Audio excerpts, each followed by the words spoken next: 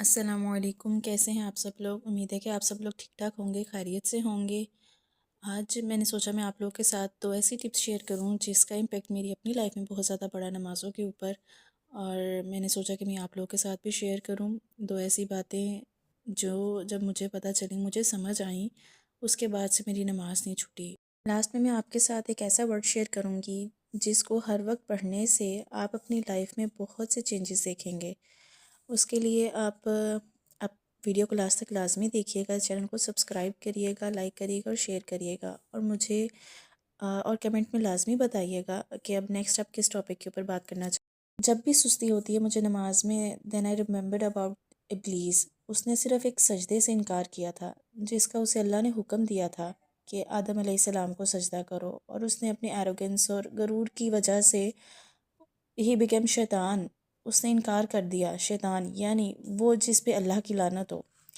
تو اگر میں اللہ کو سجدہ کرنے سے انکار کرتی ہوں تو کیا ایسی وجہ ہے، ایسی کیا وجہ، ایسی کیا وضاحت میں اللہ کو دوں گی؟ جب میں مروں گی، اللہ کے حضور پیش ہوں گی، میں ایسی کیا وضاحت دوں گی کہ میں نے نماز کیوں نہیں پڑھی، میرے پاس کیا وجہ تھی؟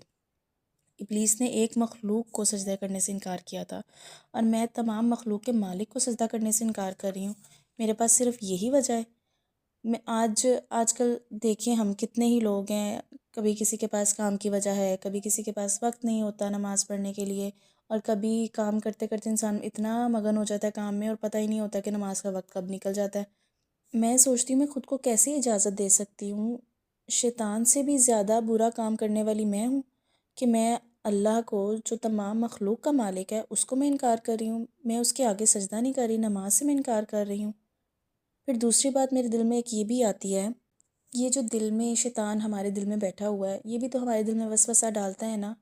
تو میں کبھی کبھی یہ سوچتی ہوں کہ یہ شیطان جو اللہ کا دشمن، ہمارا دشمن، اور ہمیں ہمارے سیدھے راستے پہ بیٹھا ہوا ہے، ہم جب جب اس راستے پہ چلیں گے ہمیں بھٹکانے کے لیے تیار ہے۔ تو میں سوچتی ہوں کہ جب ہم نماز پڑھنے کے لیے سوچتے ہی ہیں کہ اچھا پڑھتے ہیں، اس میں ہمیں سستی ہوتی ہے، وہ سستی شیطان ہم پہ ڈالتا ہے۔ تو میرے دل میں یہی بات آتی ہے کہ یہ میرا کھلا دشمن ہے، اور یہ کیسے مجھے روک رہا ہے اللہ کے قریب ہونے سے۔ شیطان کا وسوسہ تو دل میں اس طرح ہے، جب وسوسہ ڈلتا ہے اور ہمیں پتہ بھی نہیں چلتا۔ وسوسے کا تو لغت میں معنی یہی ہے کہ ایک ایسی پوشیدہ حرکت یا ایک ایسی آواز جو محسوس ہی نہ کی جا سکے۔ یعنی شیطان انسان کے دل میں چپکے سے اتنی خاموشی کے ساتھ خیال ڈال دیتا ہے کہ انسان کو یہ احساس ہی نہیں ہو پاتا کہ یہ شیطان کی طرف سے ہے۔ میں سوچتی ہوں اپنے نفس کے شر کے بارے میں، شیطان جب بند ہوتا ہے تب بھی اگر ہم نماز نہیں پڑھتے ہیں، تب بھی اکثر نمازیں چھوٹ جاتی ہیں، تب ہمیں نمازوں سے کون روکتا ہے؟ ہمارا اپنا دشمن، ہمارا اپنا نفس کے شر سے بھی بچنا چاہیے ہمیں۔ ہمارا نفس اکثر ان چیزوں پہ ہی زیادہ راضی ہوتا ہے جو عیش و عشرت کی ہوتی ہیں، جن کی ظاہری چمک بہت زیادہ ہوتی ہے، جس کو لوگ اپریشیٹ کرتے ہیں، واہ واہ کرتے ہیں، خوبصورتی کا دکھاوا۔ لیکن اللہ کی رضا والے خالص کاموں کے لیے نفس بھی بہت مشکل سے راضی ہوتا ہے۔ بھی ایسی چیز جو بار بار آپ کے دل کو پریشان کرے تو سمجھیں یہ شیطان کا وسوسہ ہے، یا پھر میرے اپنے نفس کا شر ہے۔ آئندہ جب بھی آپ کو بھی نماز میں سستی ہو تو یہ 2 باتیں لازمی آپ یاد کریے گا، آپ کے دل میں لازمی یہ باتیں آنی چاہیے کہ آپ اللہ کو سجدے سے انکار کر رہی ہیں۔ اللہ کے آگے سجدہ نہ کرنے کی آپ کے پاس کیا وضاحت ہو سکتی ہے؟ وہ مالک جس نے تمام مخلوق کو پیدا کیا، اس کے آگے سجدہ نہیں کر رہے۔ اور دوسری بات یہ کہ ہمارا اپنا کھلا دشمن جو شیطان ہمارا دشمن ہے، ہم اسے کیسے جیتنے دے سکتے ہیں؟ جب اللہ تعالیٰ نے اتنی شیورٹی کے ساتھ کہہ دیا ہے کہ میرے نیک بندے تمہارے وسوسوں میں نہیں آئیں گے، تو میں دعا کرتی ہوں اللہ تعالیٰ مجھے، آپ کو، ہم سب کو ان نیک بندوں میں شامل کرے جو شیطان کے وسوسوں میں نہیں آئیں گے۔ علماء کہتے ہیں کہ اللہ سے دنیا کی اتنی دعا کرو جتنا ٹائم تم نے دنیا میں گزارنا ہے، اور آخرت کے لیے اتنی ہی دعا کرو جتنا ٹائم تم نے آخرت میں گزارنا ہے، کیونکہ آخرت تو ایور لاسٹ ہے، انفینٹی ہے، اور جو یہ دنیا ہے ہماری، اس نے تو ختم ہو جانا ہے۔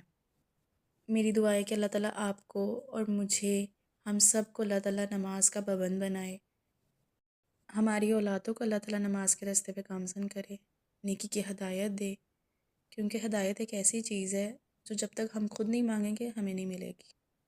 ہدایت کو سنبھال کے رکھنا بہت مشکل کام ہے، یہ بات مجھے اب آ کے سمجھ آئی ہے۔ ہدایت ملنا آسان ہے لیکن ہدایت کو سنبھال کے رکھنا بہت مشکل کام ہے۔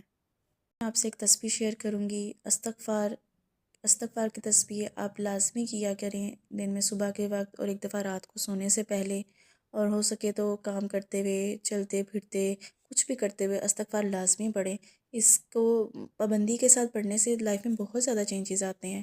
آپ کا دل اٹھ جاتا ہے دنیا کی رونقوں سے، آپ کے سکون میں برکت ہو جاتی ہے، عبادت میں برکت ہو جاتی ہے، دنیا کی لذتوں سے دل اٹھ جاتا ہے، اور اللہ تعالیٰ کی قربت کی چاہت دن بدن بڑھتی جاتی ہے۔